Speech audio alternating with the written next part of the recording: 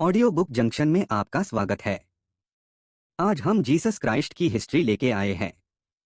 इस वीडियो में हमने ईसा मसीह के लगभग पूरे जीवन की कहानी को कवर किया है और क्रिश्चियन धर्म का कैसे उदय हुआ वो भी विस्तार से समझाने का प्रयास किया है। तो शुरू करते हैं ईसा मसीह की जीसस क्राइस्ट बनने की कहानी।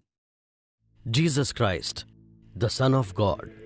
मैं तुमसे कहता हूं कि अपने दुश्मनों से प्रेम करो और उनके लिए प्रार्थना करो जो तुम्हें सताते हैं, ताकि तुम उस परमेश्वर की संतान बन सको जो स्वर्ग में है। क्योंकि ईश्वर के सूरज की रोशनी बुराई और अच्छाई दोनों पर पड़ती है।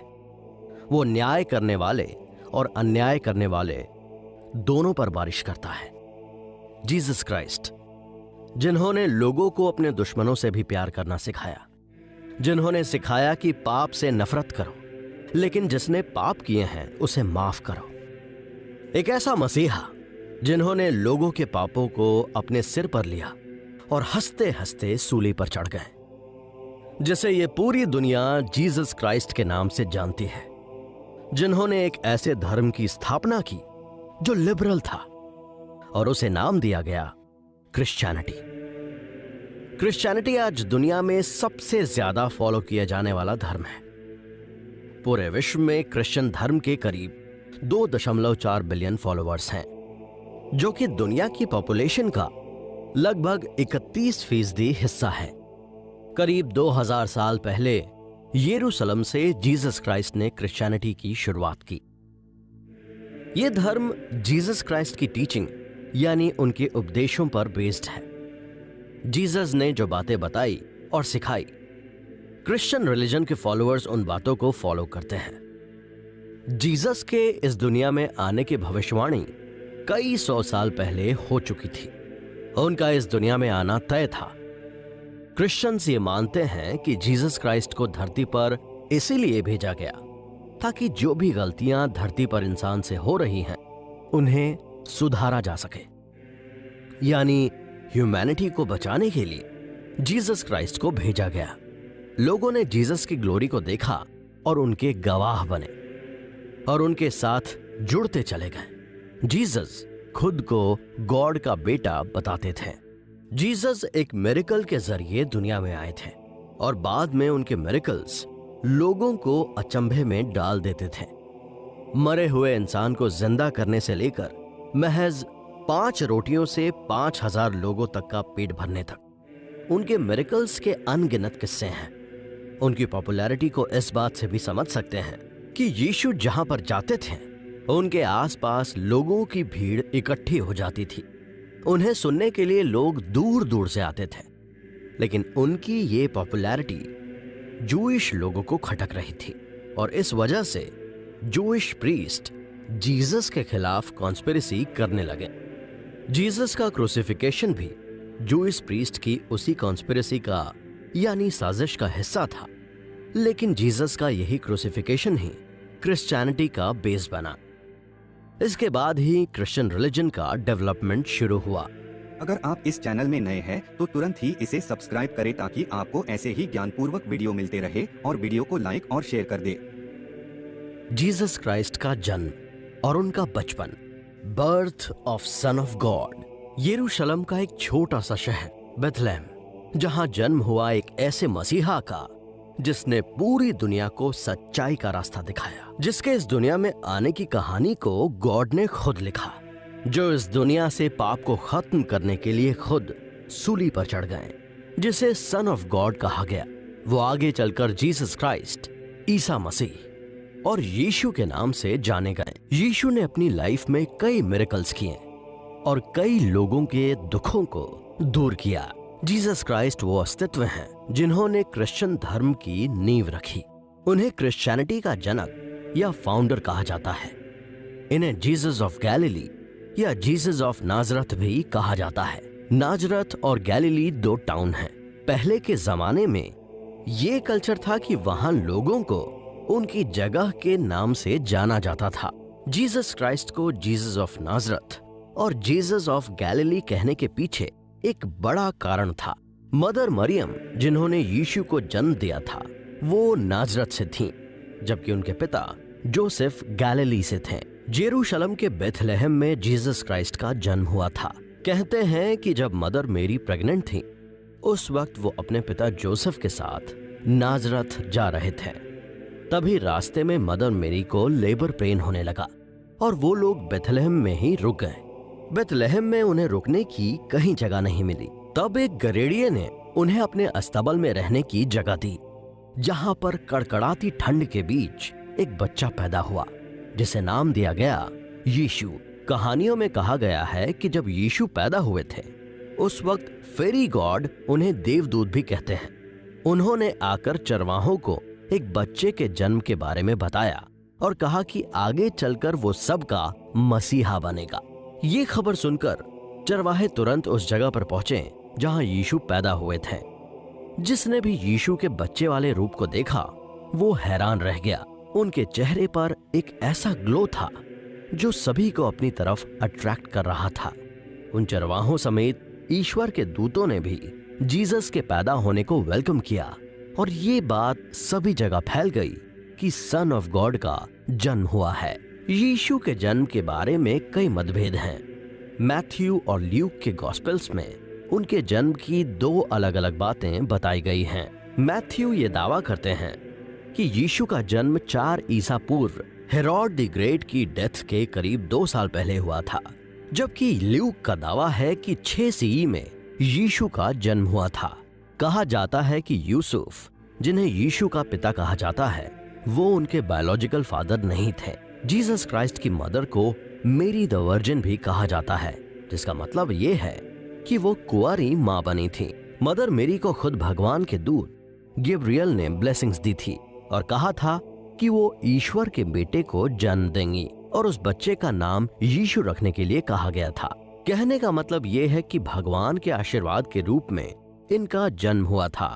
धरती पर जो उनके पिता थे, जोसेफ, वो एक कारपेंटर थे। कहा जाता है कि बेथलेहम में जहां यीशु पैदा हुए, उस जगह पर किंग हेरोड का शासन था। किंग हेरोड ने कई बच्चों का नरसंहार किया था। एक प्रेडिक्शन में कहा गया था कि एक ऐसे बच्चे का जन्म होगा जो रोमन एम्पायर को पूरी तरह से खत्म कर देगा। जब हेरोड द ग्रेट को अपना किंगडम जाने का डर सताने लगा था, तब उन्होंने कुछ एस्ट्रोलॉजर्स यानी कि ज्योतिषियों को बुलाया और कहा कि यीशु के जन्म के जगह का पता लगाया जाए। और किंग हेरोड ने अपने राज्य में 2 साल तक की एज के बच्चों को मारने का ऑर्डर दे दिया था, जिससे बचने के लिए मदर मेरी और उनके पिता जोसेफ यीशु को लेकर इजिप्ट चले गए। और जब द ग्रेट हेरोड की डेथ हुई, उसके बाद फिर से नाजरत में जाकर बस गए, जहां इनका बचपन बीता। जीसस क्राइस्ट के बारे में कहा जाता है कि उन्होंने अपने पिता से कारपेंटर का काम सीखा। ये भी कहा जाता है कि अपनी यंग एज में जीसस कारपेंटर ही थे। 12 साल की उम्र तक जीसस नाजरत में ही रहते थे। जीसस के पेरेंट्स जूइश थे, जो जुडाइज्म को फॉलो करते थे। यीशु को रिलीजन पर डिस्कस करना अच्छा लगता था। वो बचपन से ही यरूशलेम के टेम्पल में अपने पेरेंट्स के साथ जाया करते थे। यीशु को अक्सर टेम्पल में यहूदी प्रीस्ट के साथ ज्ञान पर चर्चा करते देखा गया था। जीसस को जुडाइज्म में कई कमियां नजर आई, जिसे वो रिफॉर्म करना चाहते थे।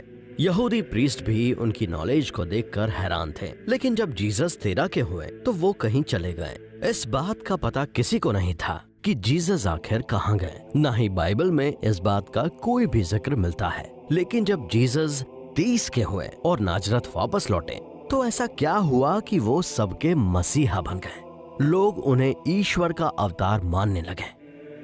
नाजरत का जीसस कैसे बना मसीहा? जीसस ऑफ नाजरत से लेकर लोगों का मसीहा बनने तक का सफर आसान नहीं था। ये एक लंबा स्ट्रगल था। जैसा कि हमने आपको बताया कि 13 से लेकर 29 साल की उम्र तक जीसस कहाँ थे, इस बात का जिक्र कहीं भी नहीं मिलता है। लेकिन जब जीसस 13 साल के हुए थे, तो वो यरूशलेम लौटकर वापस आए। एक दिन उन्होंने सुना कि एक संत हैं, जॉन, जिनके उपदेश सुनने के लिए बहुत से लोग पहुंचते हैं। उन्हें यूहन्ना भी कहा जाता है। जीसस उनके पास पहुंचे। जिस तरह से यूहन्ना गॉड के बारे में लोगों को बताते थे, उन्हीं बातों से जीसस बहुत इंस्पायर हुए थे और उन्होंने बैप्टिज्म लेने का मन बना लिया था। तब जॉन द बैप्टाइज ने जीसस क्राइस्ट को बैप्टिज्म दिया। जॉर्डन नदी के किनारे जीसस को बैप्टाइज किया गया। बैप्टिज्म यानी कि किसी भी पर्टिकुलर धर्म के प्रचारक बन जाना, उस धर्म को दिल से एक्सेप्ट करना और गॉड से पूरी तरह जुड़ जाना। क्रिश्चियनिटी में पानी में डुबकी लगाकर बैप्टिज्म लिया जाता है, जिसमें प्रीस्ट लोगों को बैप्टिज्म दिलाते हैं और इसका जिक्र बाइबल में भी मिलता है। बैप्टाइज होने के बाद जीसस 40 दिन के लिए जूडियन डेजर्ट में फास्ट करने के लिए चले गए। इन 40 दिनों के दौरान यीशु ने कुछ भी नहीं खाया, कुछ भी नहीं पिया। सिनॉप्टिक गॉस्पेल्स में टेम्पटेशन ऑफ क्राइस्ट के बारे में लिखा है, शैतान ने जीसस की परीक्षा ली। शैतान ने जीसस को हर तरीके से बहलाने की कोशिश की। उसने उन्हें धन, दौलत और राज्य का लालच दिया, लेकिन जीसस ने हर चीज से इनकार कर दिया और वो पूरी तरह से होली स्पिरिट बनकर गैलिली वापस लौटे। इन 40 दिनों के दौरान उन्हें ईश्वर का ज्ञान मिला और उसके बाद जीसस ने धीरे धीरे करके अलग अलग जगहों पर जाना शुरू किया और गॉड के मैसेज को उन्होंने लोगों तक पहुंचाया। यहीं से जीसस क्राइस्ट की अर्ली मिनिस्ट्री की भी शुरुआत होती है। बैप्टिज्म लेने के बाद सबसे पहले जीसस अपने 12 शिष्यों की खोज में निकल गए, जिन्हें 12 डिसिपल्स भी कहा जाता है। उन्हें इकट्ठा करके जीसस अपने शिष्यों के साथ गैलिली, पीरिया और जूडिया की कई जगहों पर पहुंचे। जीसस ने पूरे 3 साल अपने आसपास के इलाकों में उपदेश दिए और लोगों को हील करना शुरू कर दिया। उनकी टीचिंग पर लोगों का गहरा असर पड़ा, जिसकी वजह से इनकी फॉलोइंग बढ़ने लगी।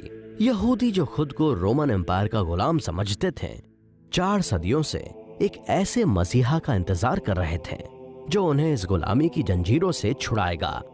एक भविष्यवाणी में कहा गया कि एक दिन एक ऐसा मसीहा आएगा जो लोगों को परमेश्वर के पास जाने का रास्ता दिखाएगा। इसी बीच जीसस उन लोगों के बीच अपनी टीचिंग को लेकर पहुंचे, जो बहुत ही सरल भाषा में थी और लोगों को आसानी से समझ में आती थी। यीशु अक्सर यहूदियों के फेस्टिवल पास ओवर को मनाने के लिए यरूशलेम के टेंपल जाया करते थे। ये पास ओवर फेस्टिवल आज भी यरूशलेम में मनाया जाता है, जो कि करीब 7 दिनों तक चलता है। खैर, अभी बात करते हैं जीसस की। तो जीसस अक्सर यहूदियों के टेंपल जाया करते थे।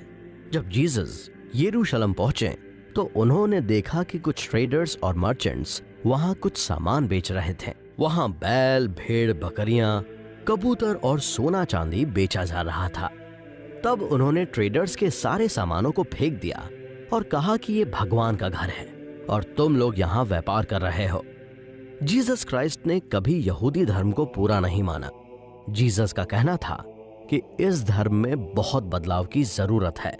वो टिपिकल रिचुअल से ज्यादा अच्छे कर्म करने और भलाई के रास्ते पर चलने में ज्यादा विश्वास करते थे और लोगों को भी जीसस क्राइस्ट ने यही करना सिखाया। जिस तरह से जीसस मिरेकल्स किया करते थे और लोगों की सेवा किया करते थे, उसने लोगों को बहुत इंस्पायर किया। जीसस क्राइस्ट हर उस इंसान की मदद करते थे जो कमजोर था। बीमार लोगों को वो बिल्कुल ठीक कर देते थे। यरूशलेम, गलील, बेथलेहम, नाजरेत समेत आसपास के इलाकों में उनकी खूब चर्चा होने लगी। उनके उपदेश या प्रवचनों को सुनने के लिए लोगों की भीड़ उमड़ने लगी। जनता उन्हें नबी मानने लगी। हिब्रू भाषा में इसका मतलब होता है मसीहा। लोगों के बीच अब ये उम्मीद जग चुकी थी कि यीशु ही वो मसीहा हैं जो उन्हें नेकी का रास्ता दिखाएंगे और रोमन एम्पायर से बचाएंगे। लेकिन उनकी इस लगातार बढ़ रही पॉपुलैरिटी ने यहूदी फैनेटिक्स के साथ साथ रोमन एम्पायर को भी सोचने पर मजबूर कर दिया और उन्हें सत्ता जाने का डर सताने लगा। उन्हें जीसस क्राइस्ट कब से कहा जाने लगा, इसके पीछे भी एक स्टोरी है जिसका जिक्र gospels of mark, gospels of Luke और गॉस्पेल्स ऑफ मैथ्यू में है। एक बार जीसस ने अपने एक डिसाइपल यानी कि शिष्य से पूछा कि मैं कौन हूं। तब उनके एक शिष्य पीटर सामने आए और कहा कि क्राइस्ट, जीसस क्राइस्ट, जिसका मतलब होता है मसीहा। इससे जीसस ने खुश होकर कहा कि वो क्राइस्ट के इस टाइटल को एक्सेप्ट करते हैं और उसके बाद से ही यीशु को जीसस क्राइस्ट के नाम से जाना जाने लगा। इसके बाद जीसस क्राइस्ट ने अपने शिष्य पीटर को एक चर्च का पोप बना दिया। आज भी कैथोलिक चर्च में पोप का पद सबसे बड़ा माना गया है।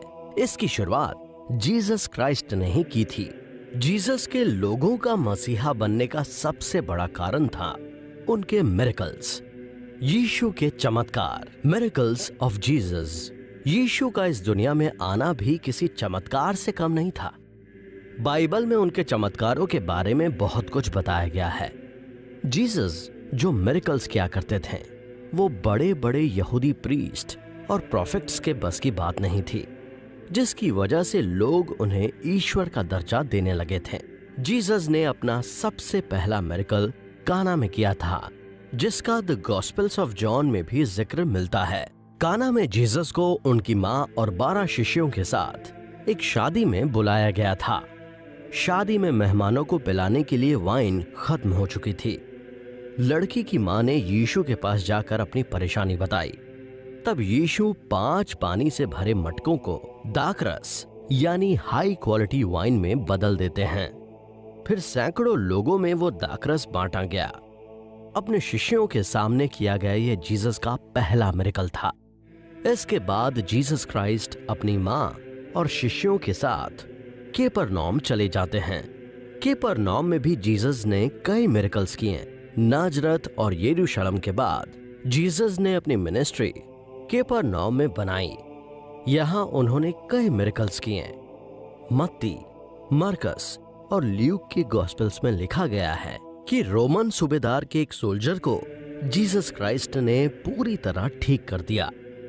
यहाँ पर जीसस ने कई पैरालाइज्ड लोगों को ठीक किया था। कई लोगों के शरीर में कब्जा कर बैठी बुरी आत्माओं को भी बाहर निकाला था। पर यह तो जीसस के द्वारा किए गए मिरेकल्स की शुरुआत थी। गॉस्पेल्स ऑफ मैथ्यू में जिक्र है कि एक बार जीसस केपरनौम में अपने प्रिय शिष्य सेंट पीटर की मदर इन लॉ के घर में पहुंचे, जिन्हें बहुत तेज बुखार था। जीसस ने जैसे ही पीटर की मदर इन लॉ को छुआ तो वो पूरी तरह से ठीक होकर बिस्तर से उठ खड़ी हो गईं। कैनोनिकल के गॉस्पेल्स में लिखा है कि जीसस ने कई बीमार, दुखी और शरीर से लाचार लोगों को बिल्कुल ठीक किया। अंधापन, कोढ़ और मिर्गी जैसी बीमारियों को वो पलक झपकते ही ठीक कर दिया करते थे। द गॉस्पेल ऑफ जॉन में लिखा है कि यीशु ने एक जन्म से अंधे इंसान को पूरी तरह से ठीक कर दिया था। जीसस ने उसकी आंखों पर गीली मिट्टी लगाई और फिर उसे सिलोम के कुंड में अपनी आंखें धोने को कहा, जिसके बाद वो अंधा आदमी पूरी तरह से देखने लगा था। यीशु ने कहा था कि यह इंसान अपने माँ बाप के पापों की सजा भोग रहा था। जीसस एक के बाद एक मिरेकल कर रहे थे। ये सभी बातें यहूदियों तक पहुंच रही थीं। यीशु की पॉपुलैरिटी लगातार बढ़ रही थी। ये यहूदियों के लिए चिंता का विषय बन चुकी थी। चलिए उनके एक और मिरेकल के बारे में बताते हैं। एक बार एक पैरालाइज्ड इंसान को यीशु के पास लाया गया। तब उन्होंने उस बीमार इंसान को चटाई पर लिटाया और उसके बाद यीशु ने उस इंसान को चटाई से उठकर चलने के लिए कहा। उस इंसान ने वैसा ही किया जैसा यीशु ने कहा और वो बिल्कुल ठीक होकर चलने लगा।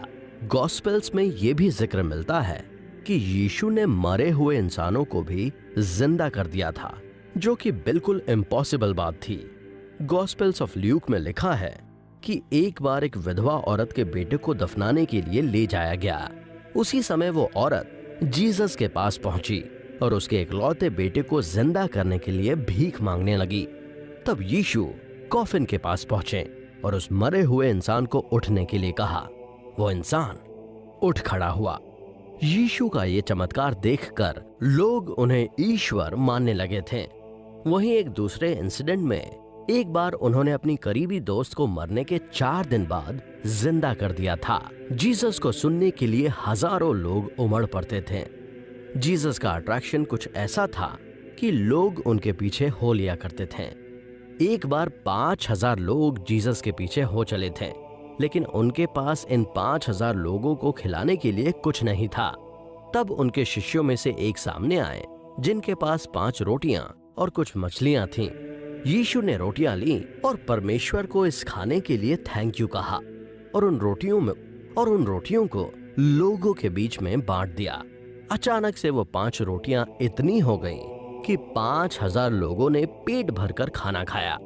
इनके इस चमत्कार से लोगों को बहुत अचंभा हुआ और उन्हें लोग मसीहा कहकर पुकारने लगे। यीशु के अनगिनत चमत्कार थे। कहा जाता है कि जब यीशु अपने शिष्यों के साथ गैलिली समुद्र को पार कर रहे थे, तब अचानक से आंधी और तूफान आने लगा और जोर जोर से हवाएं चलने लगीं। सागर में भयानक लहरें उठने लगीं। तब उन्होंने आंधी को रुकने का आदेश दिया और कहा कि ठहर जा, और तब अचानक समंदर में खामोशी छा गई। वहीं बाइबल में जीसस के समंदर की लहरों पर चलने का भी जिक्र मिलता है। जिस तरह से जीसस के मिरेकल्स की वजह से लोगों को उन पर विश्वास होने लगा, उसी तरह से उनके उपदेश, उनकी टीचिंग लोगों के दिलों तक पहुंचने लगी और लोग खुद को गॉड के करीब महसूस करने लगे। जीसस के उपदेश, टीचिंग ऑफ जीसस। क्रिश्चियनिटी में जीसस क्राइस्ट को सन ऑफ गॉड कहा गया है और बाइबल में भी इसी बात का जिक्र मिलता है कि उनका जन्म भगवान के आशीर्वाद के तौर पर हुआ था। कई भविष्यवाणियों में उनके आने का ऐलान सदियों पहले ही किया जा चुका था। लोगों का मानना था कि उनका जन्म इस दुनिया में लोगों को सही रास्ता दिखाने के लिए हुआ है। जीसस क्राइस्ट कहते थे कि पाप से नफरत करो, पापियों से नहीं, क्योंकि पापियों को पाप करने से रोका जा सकता है, उन्हें सही रास्ता दिखाया जा सकता है। वो कहते थे कि उनका जन्म लोगों के पापों को दूर करने के लिए हुआ है, पनिशमेंट देने के लिए नहीं। वो कहते थे कि आपने अपने जीवन में कितने भी पाप किए हैं या बुरे काम किए हैं, उन्हें एक्सेप्ट करो, तभी भगवान आपको माफ करेंगे। उनका यकीन था कि अपने जीवन में किए गए हर छोटे बड़े गुनाह की माफी गॉड से जरूर मांगनी चाहिए। जीसस क्राइस्ट के उपदेशों के कारण ही गॉड के सामने पापों के कन्फेशन की शुरुआत हुई थी। आपने देखा होगा कि चर्च के अंदर एक कन्फेशन एरिया होता है, जहां क्रिश्चियन फॉलोअर्स जाकर फादर या जीसस के सामने अपने गुनाहों की माफी मांगते हैं। इसकी शुरुआत जीसस क्राइस्ट ने की थी। जीसस कहते थे कि अगर आपको हेवन में जाना है, यानी कि ईश्वर के स्वर्ग में जाना है, तो आपको गॉड के बताए रास्ते पर चलना होगा। वो अपने उपदेश में हमेशा कहते थे कि गॉड के हेवन के दरवाजे सबके लिए खुले हैं। ये सिर्फ अमीर या पावरफुल लोगों के लिए नहीं है, बल्कि हर वो इंसान जो ईश्वर के बताए रास्ते पर बिलीव करेगा, उनके लिए स्वर्ग के दरवाजे हमेशा खुले रहेंगे। जीसस क्राइस्ट ने अपने पूरे जीवन में हजारों लोगों की सेवा की और उन्होंने लोगों को दूसरों की सेवा करने के रास्ते पर चलना सिखाया। जीसस कहते थे कि हर उस शख्स की मदद करो जो बेबस, लाचार, गरीब और बीमार है। उनके बताए गए उपदेश लोगों के दिलों तक पहुंच रहे थे और उनके फॉलोअर्स लगातार बढ़ रहे थे, जिसका नतीजा ये हुआ कि धीरे धीरे जुडाइज्म को मानने वाले लोग भी उस रिलीजन को छोड़कर जीसस की बातों को मानने लगे और जीसस से जुड़ने लगे। जनता को ये लगने लगा था कि जीसस ही वो मसीहा हैं जो रोमन एम्पायर के टॉर्चर और स्लेवरी यानी कि गुलामी से मुक्ति दिलाएगा। और आगे चलकर हिस्ट्री में आप देखेंगे कि यरूशलेम से रोमन एम्पायर पूरी तरह खत्म हो जाता है और वहीं रोमन एम्पायर जीसस क्राइस्ट के टीचिंग्स को एक्सेप्ट करता है। जीसस के कई उपदेश जो आज भी लोगों को सही रास्ता दिखाते हैं, उनके बाइबल में लिखे कुछ उपदेश हैं जो हम आपको सुनाते हैं। जीसस अपने शिष्यों को और उन्हें मानने वाले लोगों को कहते थे कि मैं तुमसे प्रेम करूंगा, मतलब जैसे मेरे पिता परमेश्वर मुझसे प्रेम करते हैं, उसी तरह मैं संसार के हर इंसान से प्रेम करूंगा। जीसस अपनी टीचिंग के दौरान अक्सर कहते थे कि ये समझो कि मैं हमेशा तुम लोगों के साथ रहूंगा, मैं इस समय के अंत तक तुम्हारे साथ हूं। वो कहते थे कि ध्यान से देखो, मैं तुम्हारे दरवाजे पर खड़ा होकर खटखटा रहा हूं। अगर कोई आवाज को सुनता है और दरवाजा खोलता है तो मैं उसके अंदर जाऊंगा। उनका कहना था, जो भी तुमसे कुछ मांगता है तुम उसे दो। कोई तुम्हारा सामान ले जाए तो उसे दोबारा मत पूछो, और जैसा व्यवहार तुम दूसरों से चाहते हो वैसा ही व्यवहार उनके साथ करो। उन्होंने लोगों को एक दूसरे पर भरोसा करना सिखाया था। यीशु कहते थे कि खुद पर भरोसा रखो, कभी किसी परेशानी को अपने आप पर हावी मत होने दो। बस केवल ईश्वर में विश्वास बनाए रखो, जिसका मीनिंग है कि खुद पर भरोसा करने वाला इंसान जीवन में कभी दुखी नहीं रहता और उसकी लाइफ में उसे हर वो चीज मिलती है जिसे वो पाना चाहता है। ज्यादा पैसा इकट्ठा मत करो, जरूरतमंद लोगों को दान करो। चोरी करना और झूठ बोलना पाप है, इसलिए हमेशा ईश्वर के आदेशों को मानो। जीसस हमेशा कहते थे कि लाइफ में पैसा इकट्ठा करने से ज्यादा जरूरी है सही रास्ते पर चलना, और अगर आपके पास ज्यादा पैसा है तो आपको इन पैसों से जरूरतमंद लोगों की मदद करनी चाहिए। मत्ती गॉस्पेल्स में लिखा है, जिसमें जीसस ने कहा है, तू परमेश्वर में अपने सारे मन, प्राण और बुद्धि से प्रेम रख, और वैसा ही प्रेम अपने पड़ोसी से भी रख। उसका मानना था, जो सच्चे दिल से ईश्वर को मानता है, उनकी खोज करता है, ईश्वर उनके लिए अपने स्वर्ग के दरवाजे खोल देते हैं। जीसस ने मानव सेवा को ही सबसे बड़ा धर्म बताया है। वो कहते हैं, God helps those who help themselves, यानी जो खुद की मदद करता है उसकी भगवान भी मदद करता है। ऐसे कई मैसेज जीसस क्राइस्ट ने अपनी टीचिंग के दौरान लोगों को दिए, जिसका लोगों पर काफी गहरा असर हुआ। जीसस के सरल भाषा में बोले गए उपदेश लोगों को समझ में आने लगे और उनकी पॉपुलैरिटी और उनके फॉलोअर्स भी बढ़ने लगे। लेकिन ये जूइश को बिल्कुल पसंद नहीं था। जुडाइज्म को मानने वाले उनकी इन बातों पर विश्वास नहीं करते थे। यहूदी प्रीस्ट का मानना था कि ईश्वर कभी भी इंसान के रूप में जन्म नहीं लेंगे, और जिस तरह से जीसस खुद गॉड को बेटा बताते थे वो इस बात को गलत मानते थे। जुडाइज्म के प्रीस्ट कहते थे कि जीसस को ईश्वर का प्रतिनिधि किसने बनाया है।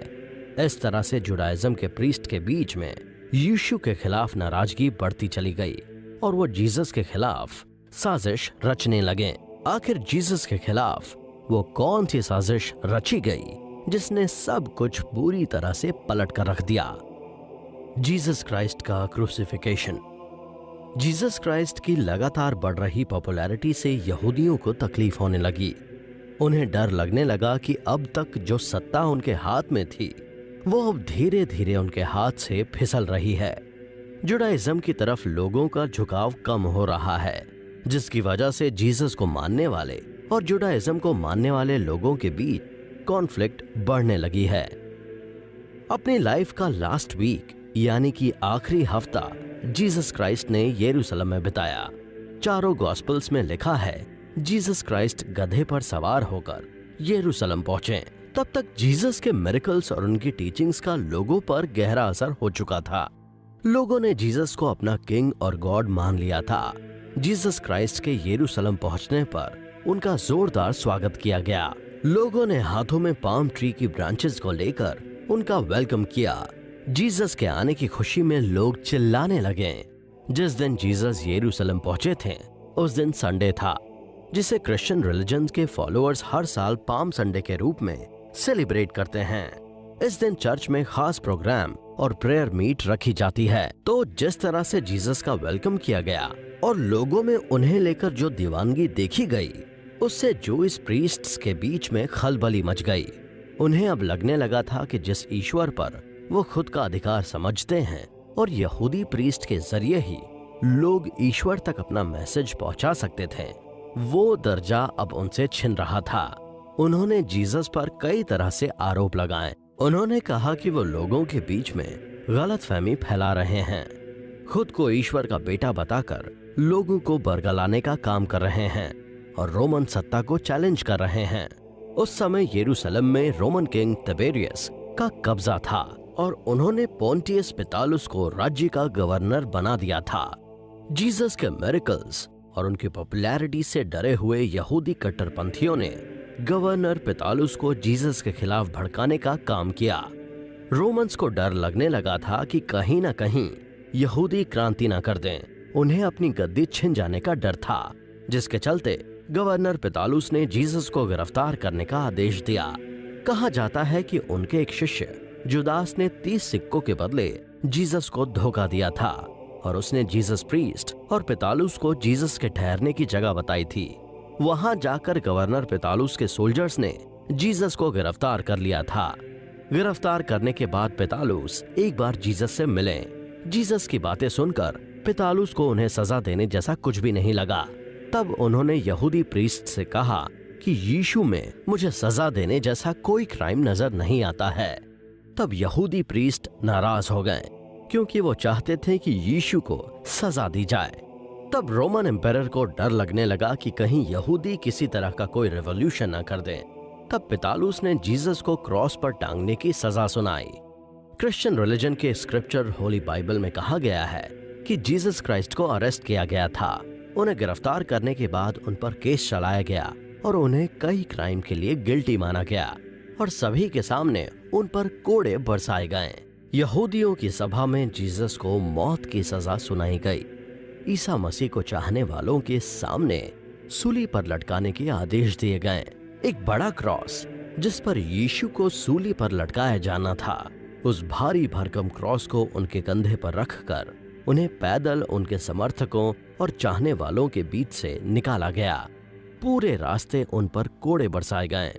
जीसस के दोनों हाथों और पैरों पर कील ठोककर उनके मरने तक क्रॉस पर टांग दिया गया। क्रॉस पर लटकाने से पहले उन्हें कांटों का ताज पहनाया गया, लेकिन मरते मरते भी यीशु ने किसी के लिए बुरा नहीं कहा। वो अंत तक यही कहते रहे कि ईश्वर इन्हें इनके पापों के लिए माफ करना। जिस वक्त ये घटना हो रही थी उस वक्त उनकी मां मैरी, मरियम मगदलीनी और उनके शिष्यों समेत उनके चाहने वाले सैकड़ों लोग मौजूद थे। ईसाई ग्रंथों में प्रमाण मिलता है कि 30 एडी से 33 एडी के बीच जीसस क्राइस्ट को सूली पर चढ़ाया गया था। जीसस क्राइस्ट को जब सूली पर चढ़ाया गया उस दौरान क्रॉस पर जीसस ने 7 वचन कहे थे जो आज भी अमर हैं। ये 7 वचन क्रिश्चियनिटी के लिए बहुत इंपॉर्टेंट हैं। पहला वचन, हे परमपिता परमेश्वर, इन्हें इनके पापों के लिए माफ करना, ये नहीं जानते कि ये क्या कर रहे हैं। दूसरा वचन, मैं तुझसे सच कहता हूं कि आज ही तू मेरे साथ स्वर्गलोक में होगा। जब जीसस को क्रूसिफाई किया गया था उस वक्त उनके साथ 2 लोग और भी थे जिन्हें सूली पर चढ़ाया गया था। तब यीशु उनमें से एक अपराधी को कहते हैं, आज जब तू मरेगा तो मेरे साथ स्वर्ग में होगा, क्योंकि मरते मरते भी उस इंसान ने जीसस में बिलीव किया था। तीसरा वचन, हे नारी देख तेरा पुत्र और देख तेरी माता। ये वचन जीसस क्राइस्ट ने अपनी मां और शिष्य को देखकर कहा था। जीसस क्राइस्ट को सूली पर देखकर उनकी मां बहुत रो रही थी। तब उन्होंने अपने शिष्य की तरफ इशारा करते हुए कहा था कि आज से यही तेरा बेटा है और तू इसकी मां है। चौथा वचन, मैं प्यासा हूं। छठा वचन, पूरा हुआ। इस वचन का मतलब है कि जिस काम के लिए जीसस क्राइस्ट का जन्म हुआ था वो काम अब पूरा हो चुका है। हम सभी अपनी लाइफ में एक एम रखें और उसे पाने की कोशिश करें। जीसस क्राइस्ट का 7वां वचन था कि हे पिता, मैं अपनी आत्मा तेरे हाथों में सौंपता हूं। इतना कहकर जीसस क्राइस्ट ने इस दुनिया से विदा ले ली। लेकिन जो सबसे बड़े आश्चर्य की बात थी वो ये कि ईसा मसीह इन घटनाओं को पहले ही प्रेडिक्ट कर चुके थे। वो कह चुके थे कि किस तरह उन्हें सूली पर लटकाया जाएगा और कैसे वो वापस आएंगे। उन्होंने कहा था कि उन्हीं के 12 शिष्यों में से एक उन्हें धोखा देगा। अपने लोगों को जीसस ने पहले ही बता दिया था कि किस तरह से उन्हें यीशु के उपदेशों को लोगों तक पहुंचाना है।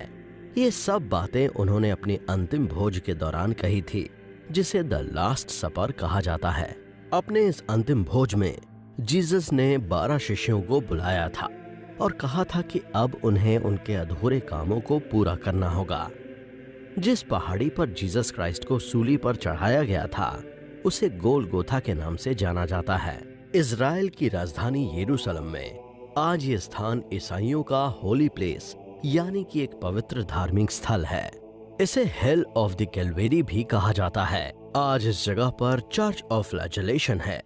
यरूशलेम में उन्हें सूली पर चढ़ाने से लेकर गोलगोथा की पहाड़ी तक जीसस क्राइस्ट क्रॉस को अपने कंधे पर लेकर निकले थे। जिन 9 जगहों से होकर जीसस को ले जाया गया, आज वो सभी जगह हिस्टोरिकल और होली प्लेसेस हैं। जिस दिन यीशु को सूली पर चढ़ाया गया उस दिन गुड फ्राइडे था, जिसे आज ईसाई धर्म के लोग गुड फ्राइडे के रूप में हर साल मनाते हैं। ये दिन क्रिश्चियंस के लिए उपवास और प्रेयर का दिन होता है। इसे गुड फ्राइडे इसीलिए कहा जाता है क्योंकि जीसस ने अपने सभी बच्चों के पापों को अपने सिर पर ले लिया था और ईश्वर के प्रतिनिधि के रूप में उनके सभी पापों को माफ कर दिया था। गुड फ्राइडे के दिन क्रिश्चियन चर्च में जाते हैं और ह्यूमैनिटी पर किए गए उनके सैक्रिफाइस को याद करते हैं। इस दिन चर्च में बेल नहीं बजाई जाती है। काले कपड़े पहनकर कैंडल मार्च निकाला जाता है। इस दिन लोग अपने पापों के लिए गॉड से माफी मांगते हैं। साथ ही इस दिन चर्च में सोशल वर्क भी किया जाता है। ये वो घटना थी जब जीसस को सूली पर चढ़ाया गया।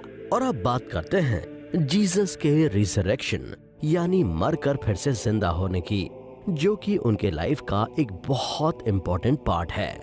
जीसस क्राइस्ट को सूली पर चढ़ाए जाने की यह घटना इतिहास में अमर हो गई। बाइबल में लिखा है कि सूली पर लटकाए जाने के बाद उनके एक शिष्य ने गवर्नर पितालुस से उनके डेड बॉडी को ले जाने की परमिशन मांगी।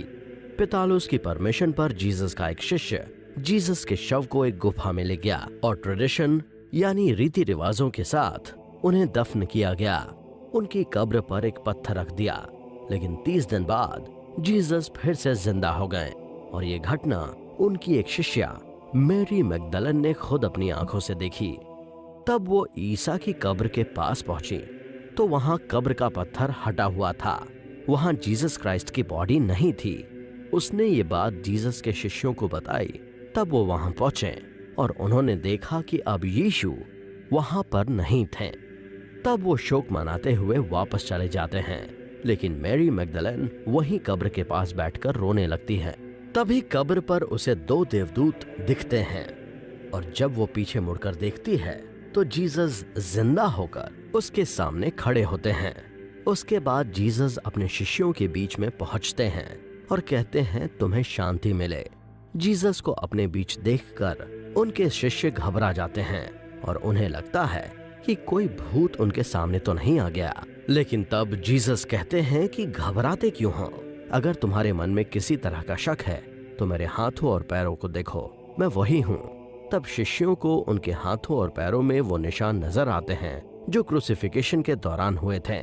जीसस कहते हैं कि आत्मा का शरीर नहीं होता है, लेकिन तुम लोग मुझे छूकर देख सकते हो। यीशु के शिष्य उनके पास आकर उन्हें छूने लगते हैं। गॉस्पेल्स ऑफ ल्यूक में लिखा है कि जीसस क्राइस्ट ने अपने शिष्यों से पूछा कि किसी के पास कुछ खाने के लिए है? तब उनके शिष्यों ने उन्हें भुना हुआ मछली का टुकड़ा दिया, जिसे उन्होंने सबके सामने खाया। तब जीसस ने अपने शिष्यों को कहा कि गॉड के मैसेज को उन्हें लोगों तक पहुंचाना है। इसके बाद यीशु कहां चले जाते हैं ये किसी को नहीं पता। लेकिन 40 दिन बाद जीसस फिर से नजर आते हैं और स्वर्ग की ओर चले जाते हैं। जीसस का मरकर फिर से जिंदा होना एक बहुत बड़ा मिरेकल था। जिस दिन ईसा मसीह फिर से जिंदा हुए थे उस दिन को बाइबल में ईस्टर कहा गया है। दुनिया भर में क्रिश्चियंस जीसस के फिर से जिंदा होने की खुशी में ईस्टर सेलिब्रेट करते हैं। जिस जगह पर जीसस क्राइस्ट फिर से जिंदा हुए थे वहां पर आज church of the Holi sculpture बना है, जो कि क्रिश्चियंस का होली प्लेस है। जीसस के यरूशलेम से आने से लेकर क्रूसिफिकेशन के बाद तक उनके फिर से जिंदा होने तक के टाइम को क्रिश्चियनिटी में होली वीक कहा जाता है। जीसस क्राइस्ट की डेथ के बाद उनके शिष्यों ने क्रिश्चियनिटी को फैलाने और उनकी टीचिंग्स को लोगों तक पहुंचाने का काम किया, जिनके नाम थे Peter, Andrew, James, John, Philip, Bartholomew, Matthew, Thomas, James, Saint Judas, Simon the Zealot और मिथियाह। ये सभी शिष्य अलग अलग जगहों पर फैल गए और क्रिश्चियनिटी को प्रमोट करने के लिए उन्होंने कई देशों की यात्राएं की। जीसस का transfiguration, the transfiguration of Jesus.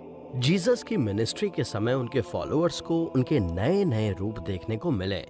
किसी ने उन्हें मसीहा देखा तो किसी ने नबी, किसी के लिए जान बचाने वाले डॉक्टर के रूप में सामने आए तो किसी को दोबारा जिंदा करने वाले गॉड बनकर। लेकिन एक घटना जिसने उन्हें गॉड के बराबर लाकर खड़ा कर दिया वो था उनका ट्रांसफिगरेशन। ट्रांसफिगरेशन का मतलब होता है आपका शरीर पूरी तरह से बदल जाना, एक तरह से काया पलट हो जाना। सिनॉप्टिक गॉस्पेल्स में जीसस के ट्रांसफिगरेशन का भी जिक्र मिलता है, जो कि सभी क्रिश्चियंस के लिए बहुत इंपॉर्टेंट है। मैथ्यू, मार्क और ल्यूक के गॉस्पेल्स में लिखा है कि जीसस एक दिन अपने 3 डिसिपल्स को एक बार माउंटेन के टॉप पर ले गए। ये वो दिन था जिस दिन जीसस ने अपने 12 शिष्यों के साथ आखिरी बार खाना खाया था, जिसे द लास्ट सपर भी कहा जाता है। और उसी दिन जीसस ने शिष्यों को एक तरह अपना आखिरी उपदेश भी दिया था। तो इस दिन जीसस अपने 3 शिष्यों पीटर, जॉन और जेम्स के साथ माउंटेन पर थे और जीसस अपने शिष्यों के साथ प्रेयर करने लगे। तभी अचानक से जीसस का शरीर पूरी तरह से बदल जाता है। उनका फेस सूरज की तरह चमकने लगता है। उनके शरीर से लाइट्स निकलने लगती है और एक तरह से उनके आसपास रोशनी का एक ऑरा सा बन जाता है। और कहा जाता है उस दौरान उनसे मूसा और एलाइजा 2 प्रोफेट मिलने आते हैं और बातें करने लगते हैं। तभी भविष्यवाणी होती है जिसमें कहा है कि तुम मेरे सबसे प्यारे बेटे हो।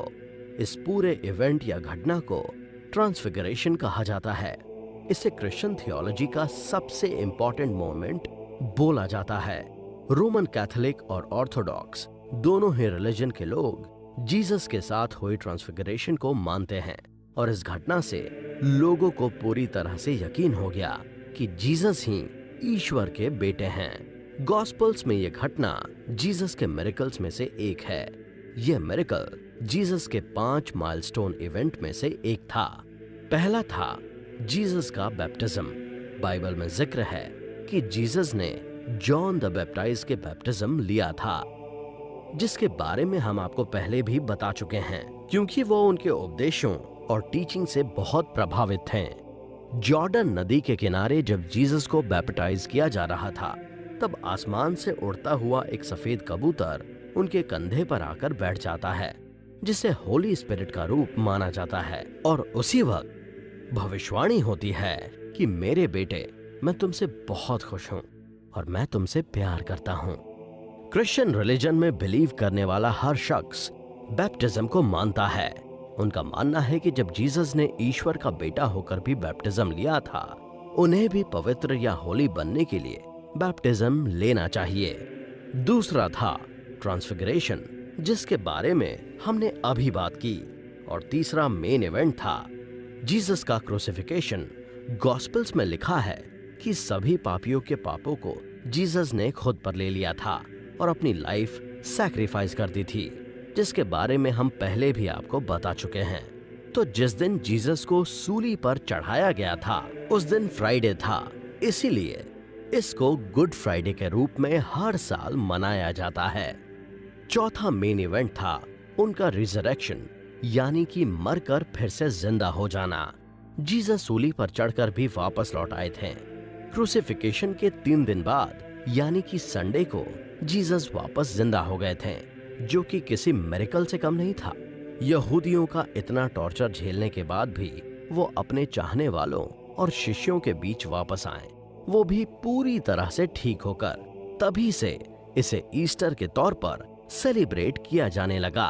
पांचवा मेन इवेंट था जीसस का असेक्शन, जिसका मतलब है जब जीसस फिर से जिंदा हुए थे, उसके 40 दिन बाद वो हेवन में चले गए थे। तब जाते हुए यीशु अपने शिष्यों से कहते हैं कि मैं इस काल के यानी समय के आखिर तक तुम लोगों के साथ रहूंगा। तुम्हें सिर्फ और सिर्फ उस ईश्वर पर विश्वास करना है। इस इवेंट का जिक्र न्यू टेस्टामेंट में भी किया गया है। जीसस क्राइस्ट के लाइफ के 5 मेन इवेंट थे। जिसे बाइबल का बेस कहा जाता है और क्रिश्चियनिटी की नींव भी। आज क्रिश्चियन रिलीजन के फॉलोअर्स इन बातों में पूरी तरह विश्वास करते हैं। The Trinity. क्रिश्चियंस ये मानते हैं कि ईश्वर एक है, लेकिन इसी भगवान के 3 एलिमेंट हैं। क्रिश्चियनिटी को मानने वाले सभी लोग ट्रिनिटी के सिद्धांत पर बिलीव करते हैं। क्रिश्चियंस का यह बिलीव है कि अगर आप ट्रिनिटी के सिद्धांत को सही नहीं मानते हैं तो आप क्रिश्चियन बिल्कुल नहीं हैं। क्रिश्चियंस ये मानते हैं कि परमेश्वर या गॉड फादर, सन और होली स्पिरिट के रूप में इस दुनिया के आखिर तक मौजूद हैं। द ट्रिनिटी वो कॉन्सेप्ट हैं जिनमें 3 ईश्वर हैं। पहला है पिता यानी कि गॉड, जिसकी लोग पूजा करते हैं। दूसरा है सन ऑफ गॉड, ईश्वर का बेटा, जो कि जीसस हैं, जिन्हें ईश्वर का बेटा कहा जाता है। और तीसरा है होली स्पिरिट, क्योंकि मरने के बाद भी जीसस फिर से जिंदा होकर लौटे थे। वहीं एक जगह बाइबल में यह जिक्र मिलता है कि जब जीसस क्राइस्ट बैप्टिज्म ले रहे थे, तब सफेद कबूतर के रूप में एक होली स्पिरिट उन पर आकर बैठी थी और गॉड की भविष्यवाणी हुई थी कि मेरे बेटे, मैं तुमसे बहुत खुश हूं। और इस बात को भी ट्रिनिटी के सिद्धांत से जोड़ा जाता है। ट्रिनिटी में 3 एलिमेंट की बात होती है, लेकिन 3 होने के बावजूद ये एक है, क्योंकि ये तीनों ही एक दूसरे से जुड़े हुए हैं, जिस वजह से इन्हें ट्रिनिटी कहा जाता है। ट्रिनिटी में लोग ये मानते हैं कि ईश्वर इंसान के रूप में भी इस धरती पर आ सकते हैं, इसलिए वो जीसस क्राइस्ट को ईश्वर मानकर उन्हें फॉलो करते हैं। क्रिश्चियंस मानते हैं कि परमेश्वर एक हैं और वो 3 शक्तियों के रूप में मौजूद हैं। हालांकि बाइबल में ट्रिनिटी का जिक्र नहीं है, लेकिन इसके लिए एग्जाम्पल्स जगह जगह देखने को मिल जाते हैं। गॉस्पल्स में कुछ लाइन से ट्रिनिटी के कॉन्सेप्ट का पता चलता है।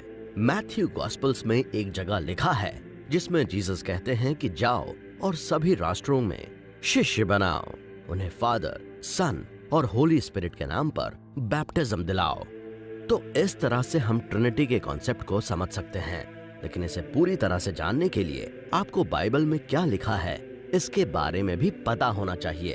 अगले एपिसोड में हम बाइबल के बारे में बात करेंगे कि ये कैसे बनी और किस तरह से इसमें जीसस की लाइफ से जुड़ी हर छोटी बड़ी बात का जिक्र है। Episode 9, Holi book, Bible. Christianity को जानने के लिए बाइबल को जानना बहुत इंपॉर्टेंट है, क्योंकि बाइबल ईसाइयों का सबसे बड़ा होली स्क्रिप्चर यानी कि पवित्र धर्म ग्रंथ है। बाइबल को 66 बुक्स को मिलाकर बनाया गया था। कहा जाता है कि बाइबल गॉड से इंस्पायर्ड है। बाइबल को लिखने के लिए गॉड की इंस्पिरेशन और इंसान की मेहनत दोनों शामिल हैं। क्रिश्चियंस बाइबल को वर्ड्स ऑफ गॉड यानी कि ईश्वर के शब्द भी कहते हैं। क्रिश्चियंस इसमें लिखी हर बात को ईश्वर के शब्द मानते हैं। ह्यूमैनिटी और ज्यूज के लिए ईश्वर ने जो कुछ भी किया उसकी हिस्ट्री और डिस्क्रिप्शन के रिजल्ट के रूप में बाइबल इस स्वरूप में सबके सामने आई। बाइबल में किसी तरह की फिलॉसफी नहीं है, बल्कि इसमें ह्यूमैनिटी को सही रास्ता दिखाने की बात कही गई है। सबसे पहले इब्रानी भाषा में बाइबल लिखी गई थी और कुछ बुक्स यूनानी भाषा में भी लिखी गई थी। बाइबल को सबसे पहले मूसा ने लिखा था। बाइबल में कहानियां, कविताएं, भजन और उपदेश लिटरेचर के फॉर्म में लिखे गए हैं। बाद में धीरे धीरे बाइबल का ट्रांसलेशन कई सेंचुरीज तक चलता रहा। सबसे पहले इजराइल के लोगों ने इब्रानी बाइबल का ट्रांसलेशन अरामिक में किया, जो इब्रानी लोगों की बोलचाल की भाषा थी, जिसका मकसद था लोगों को बाइबल आसानी से समझ में आ जाए और वो गॉड को समझ सके। उसके बाद यहूदियों ने यूनानी भाषा में इसका ट्रांसलेशन किया। फिर 400 ईस्वी में सेंट जेरोम ने पूरी बाइबल का लैटिन लैंग्वेज में ट्रांसलेशन किया। प्रेजेंट में सैकड़ों भाषाओं में बाइबल को लिखा गया है। बाइबल के 2 मेन पार्ट हैं। पहला है ओल्ड टेस्टामेंट, जिसे जूइश पीपल यानी कि जुडाइज्म से लोग मानते हैं, जो जूइश स्क्रिप्चर तनख्त का ही एक वर्जन है, जिसमें 23,214 नियम हैं। ओल्ड टेस्टामेंट में यहूदी के प्राचीन इतिहास, रहन सहन और कल्चर के बारे में, उनके प्रेयर के तरीकों के बारे में पता चलता है। इस तरह से ओल्ड टेस्टामेंट यहूदियों की पूरी कहानी है, जिसमें यहूदियों की जीत से लेकर उनके गुलामी तक की कहानी लिखी है। बाइबल में इब्राहिम और मूसा जैसे ग्रेट लीडर्स के बारे में लिखा है, तो वहीं डेविड और सोलोमन जैसे ग्रेट किंग के बारे में जानकारी है। लेकिन इसमें रिचुअल्स के बारे में ज्यादा लिखा है, जो कि आम लोगों की समझ से थोड़ी दूर है, जिसमें आंख के बदले आंख का जिक्र है। क्रिश्चियनिटी को जानने के लिए बाइबल को जानना बहुत इंपॉर्टेंट है, क्योंकि बाइबल ईसाइयों का सबसे बड़ा होली स्क्रिप्चर यानी कि पवित्र धर्म ग्रंथ है। बाइबल को 66 बुक्स को मिलाकर बनाया गया था। कहा जाता है कि बाइबल गॉड से इंस्पायर्ड है। बाइबल को लिखने के लिए गॉड की इंस्पिरेशन और इंसान की मेहनत दोनों शामिल हैं। क्रिश्चियंस बाइबल को वर्ड्स ऑफ गॉड यानी कि ईश्वर के शब्द भी कहते हैं। क्रिश्चियंस इसमें लिखी हर बात को ईश्वर के शब्द मानते हैं। ह्यूमैनिटी और ज्यूज के लिए ईश्वर ने जो कुछ भी किया उसकी हिस्ट्री और डिस्क्रिप्शन के रिजल्ट के रूप में बाइबल इस स्वरूप में सबके सामने आई। बाइबल में किसी तरह की फिलॉसफी नहीं है, बल्कि इसमें ह्यूमैनिटी को सही रास्ता दिखाने की बात कही गई है। सबसे पहले इब्रानी भाषा में बाइबल लिखी गई थी और कुछ बुक्स यूनानी भाषा में भी लिखी गई थी। बाइबल को सबसे पहले मूसा ने लिखा था। बाइबल में कहानियां, कविताएं, भजन और उपदेश लिटरेचर के फॉर्म में लिखे गए हैं। बाद में धीरे धीरे बाइबल का ट्रांसलेशन कई सेंचुरीज तक चलता रहा। सबसे पहले इजराइल के लोगों ने इब्रानी बाइबल का ट्रांसलेशन अरामिक में किया, जो इब्रानी लोगों की बोलचाल की भाषा थी, जिसका मकसद था लोगों को बाइबल आसानी से समझ में आ जाए और वो गॉड को समझ सकें। उसके बाद यहूदियों ने यूनानी भाषा में इसका ट्रांसलेशन किया। फिर 400 ईस्वी में सेंट जेरोम ने पूरी बाइबल का लैटिन लैंग्वेज में ट्रांसलेशन किया। प्रेजेंट में सैकड़ों भाषाओं में बाइबल को लिखा गया है। बाइबल के दो मेन पार्ट हैं।